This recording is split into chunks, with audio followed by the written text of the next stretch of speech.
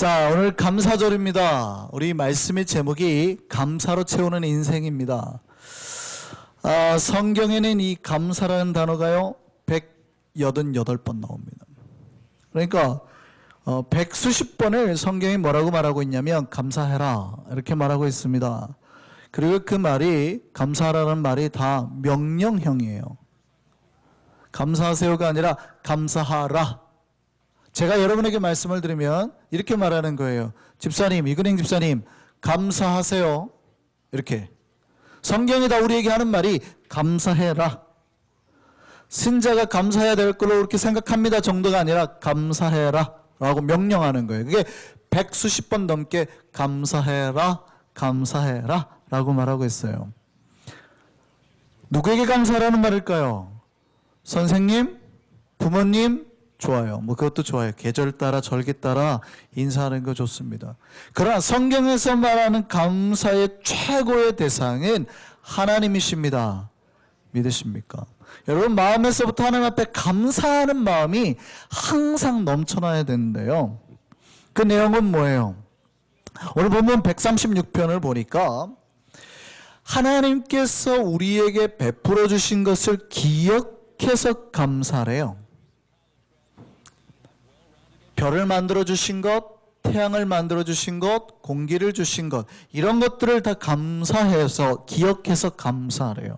또요, 나의 인생의 히스토리, 여기 이스라엘 백성의 히스토리는 홍해에서 건져낸 것, 출애굽시킨 것, 장자를 치신 것, 바로를 치신 것, 그 다음에 가나안의 왕들을 치신 것, 출애굽 그 가나안 땅을 선물로 주신 것, 광야에서 먹을 걸 주신 것, 이 모든 것을 기억해서 감사하래요.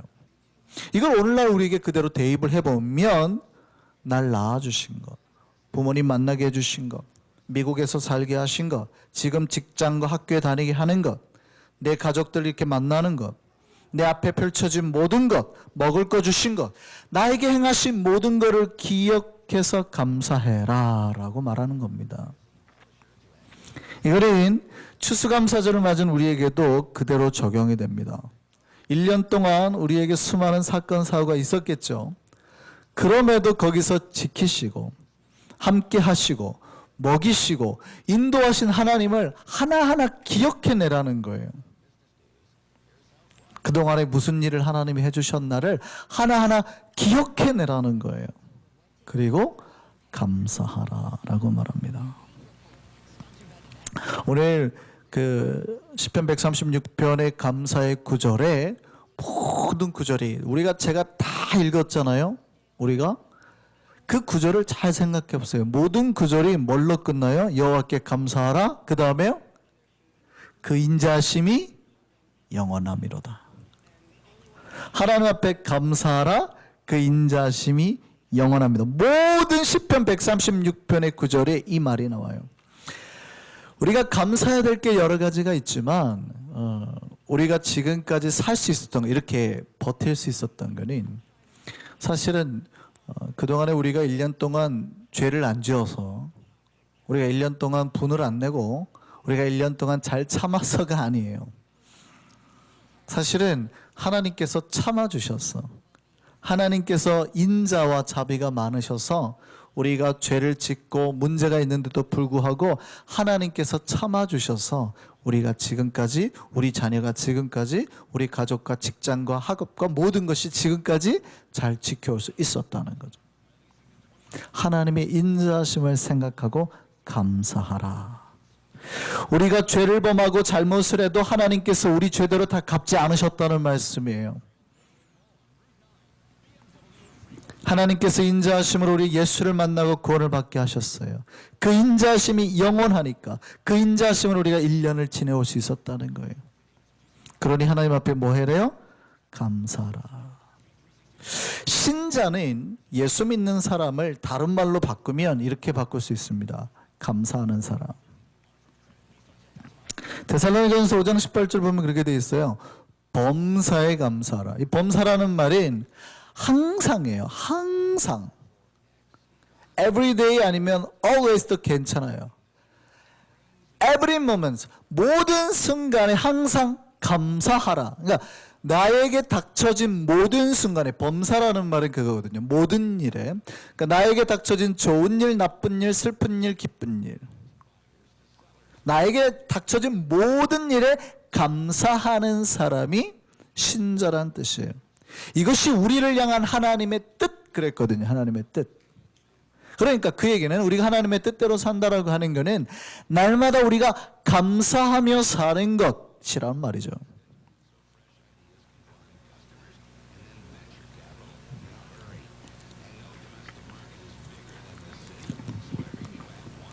나에게 발생하는 모든 일에 감사하는 훈련하는 것. 이 평생 이걸 하는 사람이 신자예요.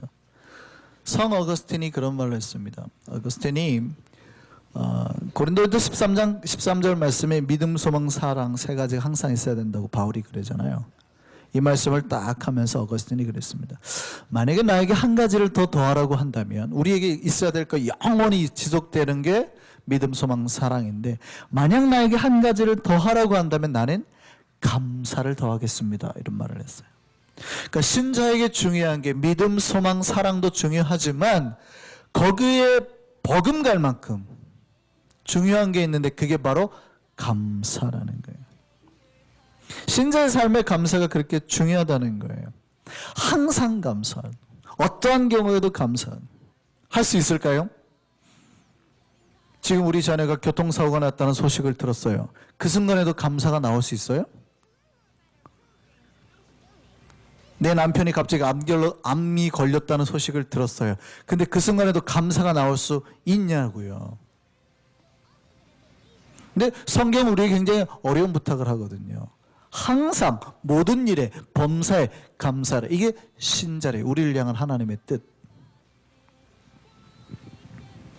도대체 그런 어려운 거에는 어떤 감사의 조건을 찾을 수 있을까요? 그런 경우에는 어떤 감사의 조건을 찾을 수 있어요? 미국의 부흥사가 이제 교회에 부흥 강의를 하기 위해서 버스를 타고 어디를 갔습니다. 근데 그 버스 자기 옆좌석에 이런 흑인 아줌마가 애들을 5을 데리고 탔어요. 그래가지고 제일 뒷자리에 탔는데 이게 그 자리가 좁으니까 팍 밀려가지고 자기가 구석에 이렇게 막 이렇게 되는 거예요. 그리고 버스를 3시간 동안 가야 됐습니다. 자, 이럴 때는 도대체 어떤 감사를 할 수 있을까요? 대부분 불평하지 않을까요? 이렇게 피곤한 상태로 가지고 어떻게 집회를 할까? 3시간 동안 이렇게 가야 될까? 저 아줌마는 왜 딴 자리에 앉지 꼭 내 옆에 앉아가지고 이럴까? 짜증나지 않을까요? 그런데도 이분은 생각을 했습니다. 내가 지금이라도 감사하는 훈련을 해야 되는데 이때는 도대체 무슨 감사 조건이 있을까? 하고 또 올려봤대요. 그리고 이렇게 기도했답니다. 하나님, 저 여인이 내 아내가 아닌 걸 감사합니다. 물론 이 기도는 조금 뭐라고 그럴까요? 저급한 기도해요. 좀 누군가를 비하하는 것 같잖아요. 그러니까 조금 저급한 기도라서 좋은 기도는 아니지만 그럼에도 우리가 여기서 찾아낼 수 있는 건 뭐냐면 나에게 닥쳐온 안 좋은 상황, 그 안 좋은 조건 속에서도 우리가 감사하려는 마음, 그 감사를 찾으려 하는 마음은 귀하다는 거죠. 우리가 감사를 잘 하지 못하는 이유는요, 나에게 어떤 큰 감사의 어떤 환경이 오지 않아서가 아니에요. 훈련을 하지 않아서입니다. 사람들이 화장실 들어갈 때 다르고 나올 때 다르다 그러잖아요. 내가 화장실이 너무 급해가지고 갔는데 앞에 사람들이 줄 서 있어요. 그럼 어떻게 합니까? 막 부탁을 하거든요. Please, 제발 먼저 가게 해주세요. 막 한단 말이죠. 그래서 내가 화장실에 딱 앉으면 밖에 줄 서 있는 사람들이 생각이 나요, 안 나요? 내가 하여간 시간 누릴 수 있을 만큼 팍 누리고 나와서도 빨리 나와줘야 되는데 그냥 나올 때는 고맙습니다. 고맙습니다. 다른 사람 급하게 서 있는데도 불구하고 빨리 가자 이제. 사람의 마음이 바뀐다는 뜻이에요. 우리는 사실은 이렇게 생각합니다. 나에게 어떤 감사할 만한 조건이 없어서 내가 감사를 안 한다고 생각을 해요. 그러니까 큰 은혜를 받으면 감사할 것처럼 생각하지만요. 사실은 감사는 충분하게 훈련된 사람이 더 잘하는 겁니다. 감사는 조건에 따라서 감사를 하는 게 아니라 얼마만큼 훈련이 되었느냐 안 됐느냐로 결정을 하는 거거든요. 훈련이 되어 있으면 나에게 조그만 일에서도 감사가 나와요. 그런데 훈련이 되어 있지 않으면 큰 어떤 은혜를 받아도 감사를 할 줄 모릅니다. 어느 정도 큰 은혜냐면 나의 생명을 건진받고 나의 생명을 살려준 사람 앞에서도 감사보다는 불평거리를 먼저 찾는 사람이 생긴다고요. 어떤 사람이 물에 빠져 죽게 됐대요. 그 옆에 있던 사람이 뛰어들었어요. 근데 물에 빠진 사람을 살려내는 게 쉬울까요? 어려울까요? 쉽지 않죠. 왜냐하면 막 잡아버리니까. 물에 빠진 사람을 건져내는 가장 좋은 건 그 사람이 거의 죽을 때까지 기다렸다가 건져내든지, 물론 구명 튜브 같은 게 있으면 던져주겠지만, 그렇지 않으면 제일 좋은 방법이 그 사람의 머리를 잡는 겁니다. 왜냐하면 손으로 나를 못 잡게, 내 몸을 못 잡게 해서 머리를 잡고 끌어당겨서 살려내는 방법이 제일 좋거든요. 그래서 그 사람이 머리를 잡고 살려줬대요. 생명을 구해준 거예요. 그래서 경찰이 잘했다고 표창장을 주고 포상을 했습니다. 근데 정작 물에서 살아난 사람은요, 이렇게 말해요. 내가 그때 머리칼이 다 빠지는 줄 알았잖아. 그때부터 탈모가 시작돼, 탈모가. 그러니까 나를 살려준 은혜는 다 잊어요. 그러니까 우리는 잘 생각해 보세요. 우리가 그러는지 안 하는지. 나에게 나의 생명을 살릴 만큼 큰 은혜를 받으면 내가 감사할 것 같아요? 여러분, 큰 부자가 될까 하나님 막 돈을 던져주면 감사할 것 같아요? 그럼 내가 지금 그게 없어서 감사를 안 하는 것 같아요? 아니에요. 감사는 조건에 따라서 나오는 게 아니라 그 사람의 내면의 훈련 상태에 따라 나오는 거거든요. 그러니까 나의 생명을 구원받아도요, 입에서 불평이 나왔던 사람은 그 순간에 불평거리를 찾아가지고 물론 고맙지, 나 살려준 건 고마운데 그때 때문에 머리 빠진다니까, 이렇게 되는 거예요. 감사는 조건이 아니라 훈련에서 오는 거예요. 그래서 세상에서 쓰는 말로 이런 말이 있죠. 사람들이 그러더래요. 은혜는 물에 새기고 원수는 돌에 새긴다. 세상 사람들이 그러더래요. 은혜 받은 거는 물에다 새겨놓고 지워져 버리는 거 아니에요. 근데 원수 갚을 일 있으면 돌에다 새겨서 내가 반드시 갚아주겠다. 근데 거꾸로 해야 돼요. 신자는 정반대예요. 내가 은혜 받은 건 어디다 새기고 돌에다 새기고, 잊어먹지 않게.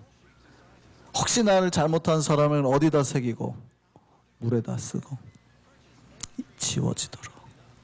이게 신자의 삶이에요. 세상에서 주는 속담과 정반대로 가면 우리는 하나님 앞에 감사의 삶을 살 수 있다고.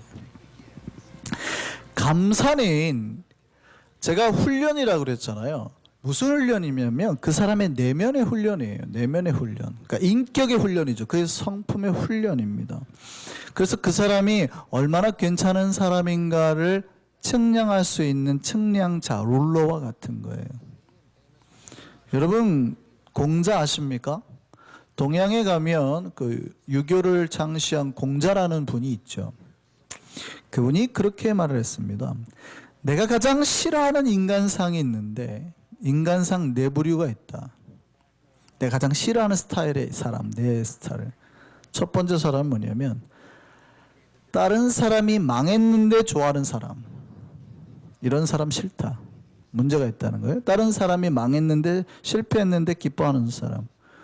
두 번째 스타일은 어떤 스타일을 싫냐면 자기 보스를 헐뜯어요. 윗사람을 헐뜯는데 그 옆에 있는 사람이 맞아 그러고 뒤로 가가지고 그 욕하는 사람 또 흉보는 사람. 그러니까 이중인격자인 거죠. 앞에서는 맞아 했다가 탁 뒤에 가니까 갑자기 쟤 보스 욕하고 있어 이러는 사람. 세 번째는요, 용기는 있는데 예의가 없는 사람.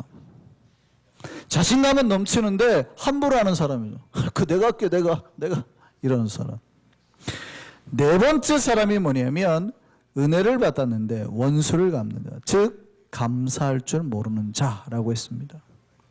그런데 공자가 그 다음에 이렇게 말합니다. 그 중에서 가장 싫은 사람은 감사할 줄을 모르는 사람이다. 왜냐하면 감사하는 것이야말로 인간의 심성을 이루는 기초 중에서 가장 근본이 되기 때문에. 성경도 똑같습니다. 신자에 해야 될 것 중 가장 큰 덕목 중에 하나로 감사를 뽑아요. 항상 감사하는 게 우리를 향한 하나님의 뜻 그랬잖아요. 그럼 이게 신자의 삶을 이루는 덕목 중에 가장 근간이 되는 것이다. 그리고 성경에 독특하게 감사를 하지 못하는 존재에 대해서 기록해 놓은 구절이 있습니다. 이 존재는 감사가 안 나온대요. 이사야서 38장 말씀 볼까요? 같이 한번 읽겠습니다. 스올이 주께 감사하지 못하며 사망이 주를 찬양하지 못하며 구덩이에 들어간 자가 주의 신실을 바라지 못하다. 이렇게 되어 있습니다. 누가 감사하지 못한다고요? 스올. 스올이 뭐냐면 히브리 말로 쉐올이라고 하고 이거를 헬라어로 바꿔놓으면 하데스입니다. 올리비아에게 물어볼까요? 하데스가 뭐예요? 몰라? 그 그리스 신화에 보면 하데스 신이 나오죠. 하데스로 발음해야 되나? 하데스 신화 나오죠. 하데스가 누구냐면 지옥, 어둠을 주관하는 신의 이름이 하데스예요. 그죠? 그러니까 쉐올을 히브리 말로는 쉐올인데 이거를 헬라어로 바꾸면 하데스가 되는 거거든요. 무슨 뜻이냐면 이 뜻에 이런 게 있어요. 죽음, 그 다음에 구덩이, 그 다음에 지옥, 그런 뜻이에요. 그 성경에 나오는 스올이라는 뜻을 성경은 음부나 지옥으로 번역을 하거든요. 그러니까 누가 감사하지 못하느냐? 그 영혼이 죽어버린 자가 감사하지 못한다는 뜻이에요. 그의 마음이 지옥인 사람이 감사하지 못한다는 뜻이에요. 그러니까 그의 마음에 하나님 있으면 감사가 나올 텐데 그의 마음이 이미 죽음이에요. 죽음. 사망인 사람, 영혼이 죽어버린 사람, 그의 마음이 지옥인 상태, 마음이 지금 막 지옥이에요. 막 죽을 것 같아요. 그런 사람은 절대 감사할 수 없대요. 우리는 지금 거의 감사하고 있을까요? 우리가 추수감사절을 맞았습니다. 추수감사절은 정말 1년 동안 하나님 우리 지켜주신 것에 대한 감사로 나아가는 겁니다. 얼마나 우리가 감사하고 있을까요? 추수감사절의 근간인 감사에서 시작합니다. 오카는 목사님 고통을 다루시는 하나님의 손길이라는 책에 이 추수감사절에 대한 내용이 나옵니다. 우리 청교도들이 이 메이플라워를 타고 미국에 도착했을 때 얼마 지나지 않아 반 이상이 굶어 죽었습니다. 추위와 여러 가지 병으로. 그런데 농사를 지었는데 해마다 흉년으로 고통을 당했어요. 먹을 게 없다는 얘기예요. 그러니까 미래가 지금 좋지 않은 거예요. 우리들의 미래가 지금 좋지 않은 거예요. 내 아이들이 죽을 것 같고 우리도 곧 죽을 것 같아요. 그러니까 이 사람들이 신앙이 좋으니까 금식 기도를 하자 이랬습니다. 그래서 금식 기도를 선포하고 하나님 앞에 기도하기 시작했습니다. 하나님, 이 상황을 돌보아 주옵소서. 우리를 도와주옵소서. 그리고 여러 번 그렇게 합니다. 여러 번 금식 기도를 합니다. 또 어느 해인가 굉장히 어려운 형편에 놓이게 되니까 다시 금식 기도하자고 모였어요. 금식 기도를 이제 어떻게 할까 논의하는 과정에 어떠한 농부가 이렇게 말합니다. 지금까지 우리는 금식 기도하면서 하나님 앞에 도와주기를 간절히 기도했습니다. 근데 이제 좀 달리 생각했으면 좋겠습니다. 비록 농사가 흉년이 들고 형제 자매들이 병으로 쓰러지고 있는 어려움을 겪지만 이 가운데서도 우리가 감사할 것이 있다고 생각합니다. 식량이 풍족하지 않아서 유럽에 있을 때보다 편안하진 않지만 지금 현재 우리에겐 신앙의 자유가 있고 정치적 자유가 있습니다. 우리 앞에는 광대한 대지가 열려 있습니다. 이것을 가지고 금식 대신에 감사 기간을 정해서 하나님 앞에 감사를 드리는 게 어떻겠습니까? 그렇게 말을 했더니 사람들이 다 농부의 말에 공감을 하기 시작하는 거예요. 마음을 움직이기 시작한 거예요. 그래서 금식 기도 주간을 선포하는 대신에 감사 주간을 선포하고 하나님 앞에 감사한 것이 감사주일의 동기가 된 거예요. 추수감사절은 그겁니다. 나에게 감사할 조건이 있어서 쌓아놓고 감사를 하는 게 아니에요. 1년에 내 삶이 힘들었을 수 있습니다. 죽을 것 같았을 수 있어요. 그런데 그 중에서 하나님께서 나에게 베풀어 주신 것을 기억해서 떠올려서 감사함으로 나아가는 것. 이게 바로 진정한 추수 감사절인 겁니다.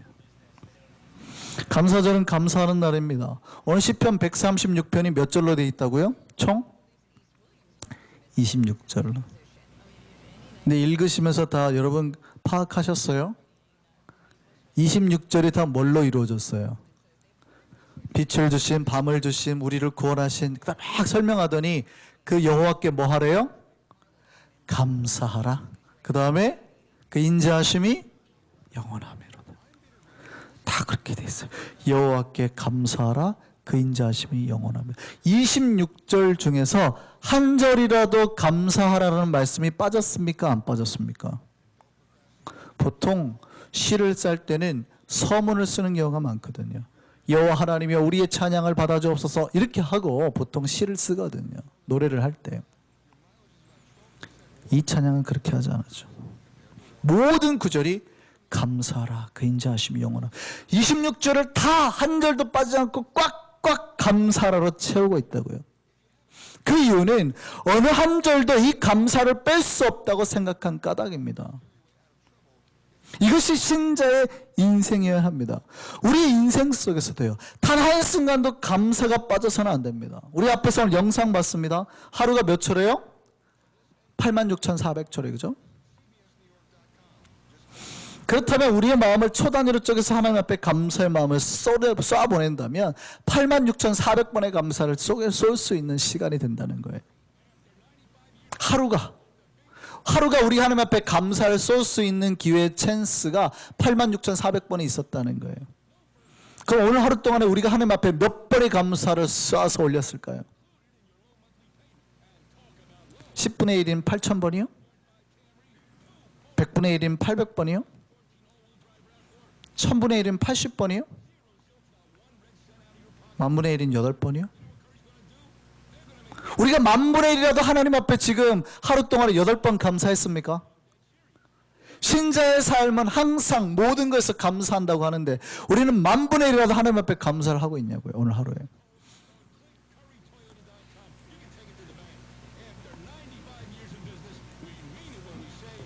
시편의 기자처럼 모든 구절을 감사로 채웠듯이 우리의 삶을 감사로 가득 채운 우리가 되기를 바랍니다.